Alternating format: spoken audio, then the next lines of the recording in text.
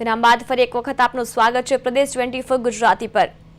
વાત કરીશું મહત્વના સમાચારો પર તો સૌથી મોટા સમાચાર સામે આવી રહ્યા છે, જેમાં ગેસ લીકેજને લઈને વિસ્ફોટ થયાનું અનુમાન લગાવવામાં આવી રહ્યું છે। આ સમાચાર હિંમતનગરથી સામે આવી રહ્યા છે। હિંમતનગરના પેથાપુર ખાતે આ ઘટના બની છે, જ્યાં હિંમતનગરના પેથાપુર ગામે મકાનમાં વિસ્ફોટ થયાના સમાચાર સામે આવ્યા છે। ગેસ લીકેજને લઈને આ વિસ્ફોટ થયાનું અનુમાન હાલ લગાવવામાં આવી રહ્યું છે। પટેલવાસમાં વિસ્ફોટથી દહેશત ફેલાઈ ગઈ છે। અફરાતફરીનો માહોલ જોવા મળી રહ્યો છે। વિસ્ફોટના કારણે મકાનમાં ભારે નુકસાન થયું હોવાનું પણ સામે આવ્યું છે।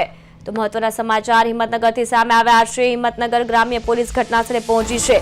હિંમતનગરના પેથાપુર ગામે આ ઘટના બની છે, જેમાં મકાનમાં વિસ્ફોટ થયો છે। ગેસ લીકેજને લઈને વિસ્ફોટ થયો હોવાનું અનુમાન હાલ લગાવવામાં આવી રહ્યું છે।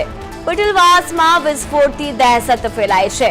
તો મહત્વના સમાચાર હિંમતનગરના પેથાપુરમાંથી મળી રહ્યા છે। હિંમતનગરના પેથાપુરમાં મકાનમાં વિસ્ફોટ થયાની ઘટના બની છે। પુર ગામે મકાનમાં વિસ્ફોટ થયો છે। ગેસ લીકેજને લઈને વિસ્ફોટ થયાનું અનુમાન છે।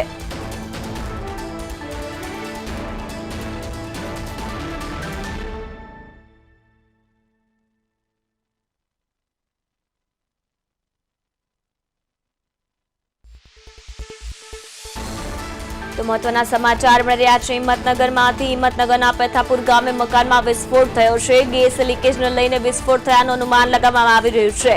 પટેલવાસમાં વિસ્ફોટથી દહેશત ફેલાય છે। અફરાતફરીનો માહોલ સર્જાયો છે।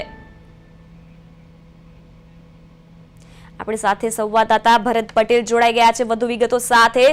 ભરત, અત્યારે જે સમાચાર સામે આવ્યા છે કે પેથાપુરમાં એક મકાનમાં વિસ્ફોટ થયો છે, શું છે વધુ વિગતો? ના ચોક્કસથી વાત કરવામાં આવે તો સાબરકાંઠાના હિંમતનગર તાલુકાના પેથાપુર ગામે વહેલી સવારે એક મકાનમાં બ્લાસ્ટ થયો હતો। જે પટેલવાસમાં આવેલું એક પટેલના મકાનમાં બ્લાસ્ટ થયો હતો।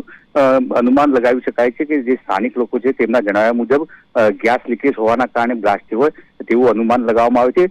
હાલ તો કહી શકાય કે જે બ્લાસ્ટ થયો હતો તેમાં કોઈ પણ જાતની ઈજા પહોંચી નથી કોઈને, અને હાલ જે બ્લાસ્ટ થયો છે તેને લઈને સ્થાનિક પોલીસ ઘટનાસ્થળે પહોંચી છે અને આગળની જે પ્રતિક્રિયા છે એ લેવામાં આવે છે ગામ લોકોની, અને જે મકાન માલિક છે તેને પૂછપરછ કરવામાં આવે છે કે બ્લાસ્ટ કઈ રીતે થયો હતો તેને લઈને પોલીસ હાલ તો તપાસ કરી રહી છે। જી ભરત, જ્યારે ઘટના બની ત્યારે મકાનની અંદર કોઈ હતું કે મકાન ખાલી હતું? જી, કહી શકાય કે આજુબાજુમાં જે રહેણાંક વિસ્તારમાં હતા અને જે મકાન ગામની વચ્ચે આવેલું હતું પટેલવાસમાં, જે પટેલના મકાનમાં જે લોકો રહેતા હતા એ દરમિયાન બહાર હતા।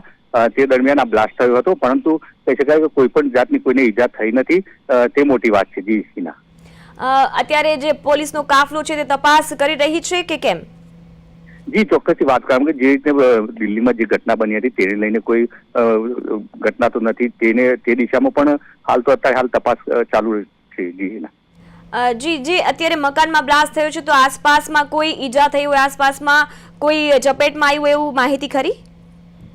જી ના, ચોક્કસથી વાત કરીએ તો જે રીતે આજુબાજુના જે મકાનો છે તે મકાનોમાં પણ સામાન્ય રીતે બારી દરવાજાના જે કાચ છે તે તૂટ્યા હતા। તેને લઈને જે મકાનમાં વાસણ હોય તે પણ નીચે પડી ગયા હતા, તેવા દ્રશ્યો સામે આવ્યા હતા। જી ભરત, તો સમગ્ર માહિતી આપવા બદલ આપનો આભાર।